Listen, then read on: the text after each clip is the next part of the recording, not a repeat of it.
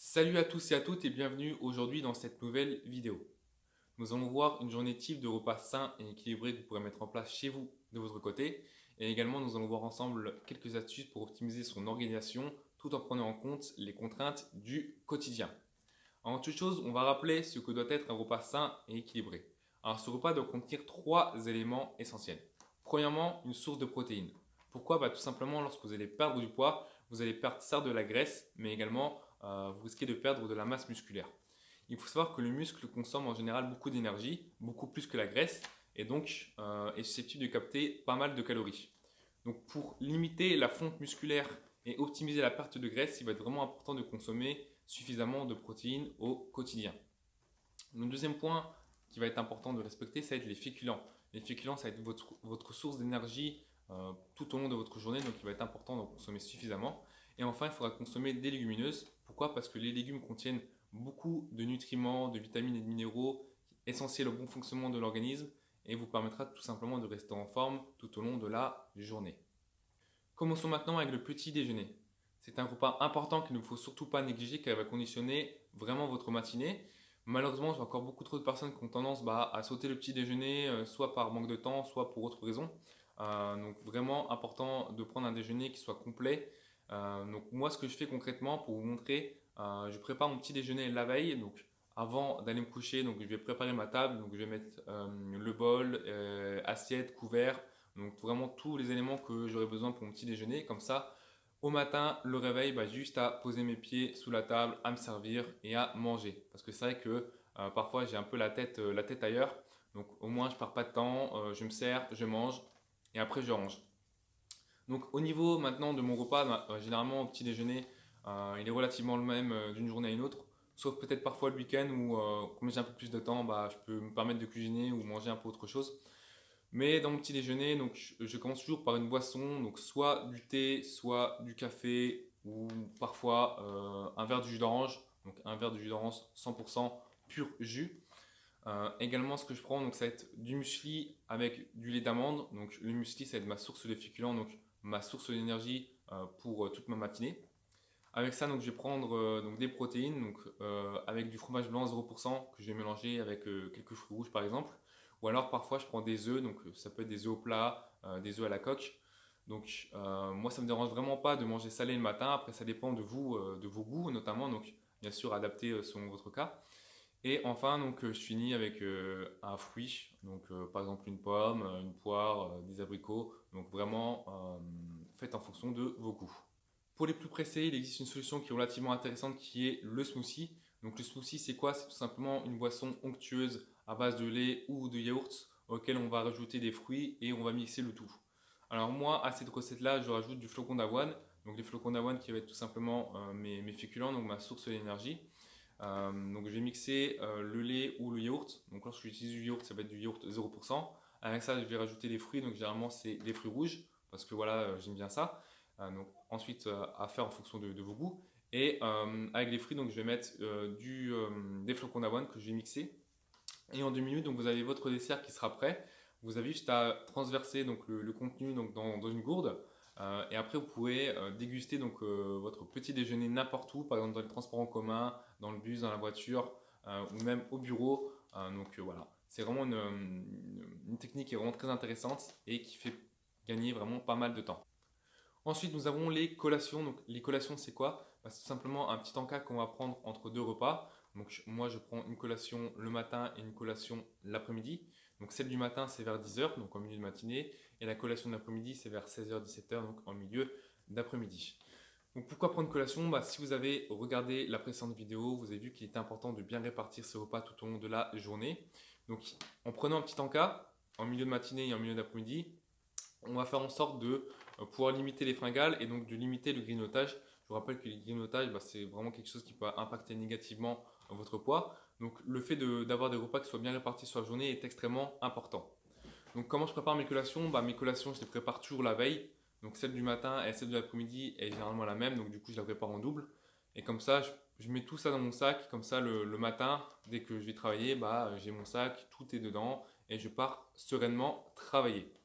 Donc mes collations, donc qu'est-ce que je mange? C'est très simple. Donc je prends très souvent une boisson, alors soit du thé, soit du café.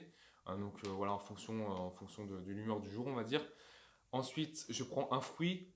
Donc généralement, je prends toujours une banane parce que c'est un fruit qui est extrêmement nutritif et qui donne toujours le peps, qui donne pas mal d'énergie. Donc ça, c'est ce qu'il me faut. Et ensuite, je prends une poignée d'amandes, donc quelques amandes, donc des oléagineux qui contiennent quand même pas mal de protéines. Donc ça, c'est relativement intéressant. Maintenant, nous avons le repas du midi. Donc, il y a deux options qui s'offrent à moi. Premièrement, on est le week-end. Dans ce cas-là, je vais prendre le temps de cuisiner parce que c'est vraiment quelque chose que j'aime bien faire.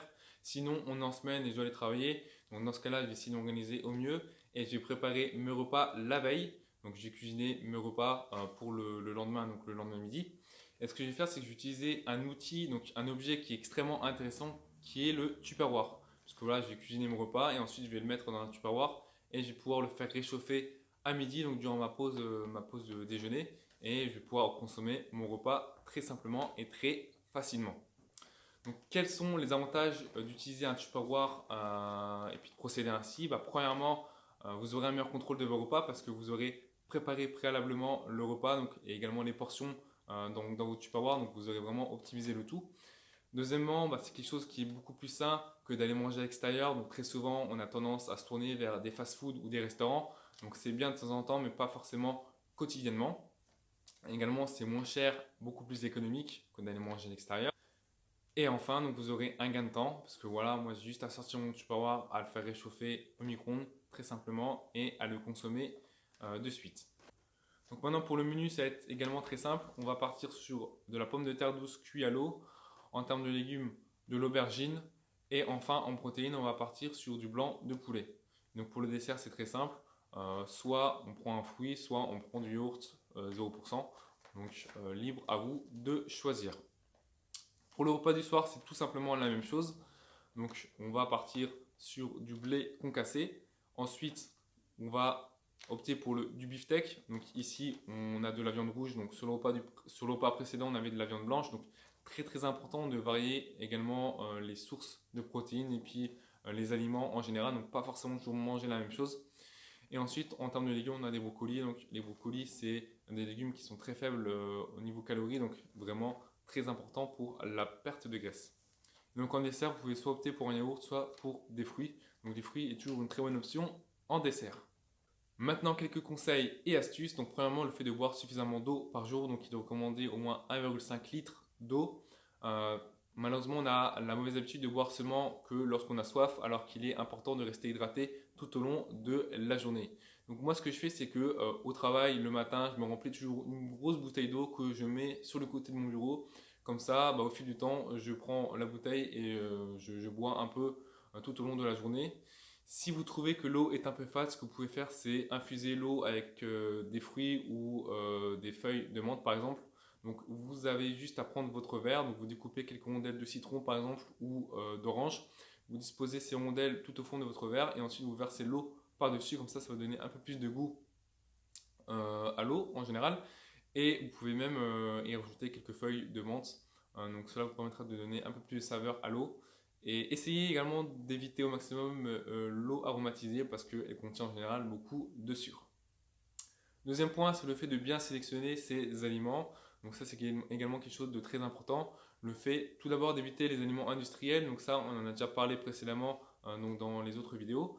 Donc par exemple, tout ce qui est plat préparé, c'est des aliments, des plats, des repas qui contiennent beaucoup de calories, donc qui sont très gras et très peu de bons nutriments en général. Si vous avez la possibilité, c'est bien sûr de sélectionner des aliments bio. Alors je sais, c'est relativement cher, c'est pas forcément évident, mais si vous avez les moyens, donc essayez d'opter d'abord pour la viande bio parce que cela contient en général beaucoup de pesticides et en plus de cela des antibiotiques. Et également, si vous avez la possibilité, ça va être tout ce qui va être fruits et légumes. Et enfin, troisième et dernier point, c'est le fait de bien sélectionner la bonne méthode de cuisson pour vos aliments. Parce que c'est bien beau de bien savoir sélectionner ces aliments, encore faut-il bien savoir les cuisiner. Pour ma part, ma méthode privilégiée, c'est vraiment la cuisson à la vapeur ou à l'eau, parce que c'est la méthode qui permet de conserver un maximum de nutriments, de vitamines et de minéraux. Donc moi, j'utilise très souvent pour mes légumes, notamment, parce qu'il faut savoir que lorsqu'on va cuisiner les aliments, ils vont perdre de leurs vitamines, de leurs minéraux lors de la cuisson. Et cette méthode-là permet de garder un maximum de nutriments. Donc faites vraiment attention à bien sélectionner les bonnes méthodes de cuisson pour vos aliments. Voilà, donc je vous laisse, j'en ai fini de cette vidéo et on se dit à la prochaine. Bye!